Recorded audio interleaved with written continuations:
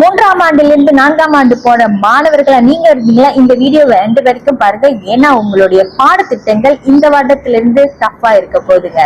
Standard 1ல இருந்து standard 3 வரைக்கும் உங்களுடைய நடவடிக்கைகள் அனைத்தும் ஆப்ஜெக்டிவ் அடிப்படையில தான் இருந்துச்சு. ஆனா ஒன்ஸ் நீங்க ஸ்டாண்டர்ட் 4 போனோன்னு உங்களுக்கு அனைத்து எக்ஸாம்ஸா இருக்கட்டும், இல்ல உங்களோட ஆக்டிவிட்டிஸா இருக்கட்டும், எல்லாமே சப்ஜெக்டிவ் அடிப்படையில இருக்க போகுது. அதாவது உவாசா எக்ஸாம் இருக்குங்க. இந்த ஆண்டுல இருந்து உங்களுக்கு உவாசா எக்ஸாம் ஸ்டார்ட் ஆகுது. மிட் டர்ம் எக்ஸாமா உங்களுக்கு கான்டாக்ட் பண்ண போறாங்க. அது மட்டும் இல்ல, இதற்கு முன்னுக்கு பிஎம் பாடலாம் ஆப்ஜெக்டிவ்ல செஞ்சு நீங்க இதற்கு அப்புறம் பிஎம் பாடத்துல பாகியான் பி அப்படின்ற அடிப்படையில உலாசான், மகாமான், தாத்தா பாச, கரங்கன் அப்படின்னு செய்ய போறீங்க. பிஎம்ல மட்டும் இல்லைங்க, ஆங்கிலத்திலயும் அதேதான். fill in the blanks and then essay அப்படின்னு நீங்க எழுத போறீங்க.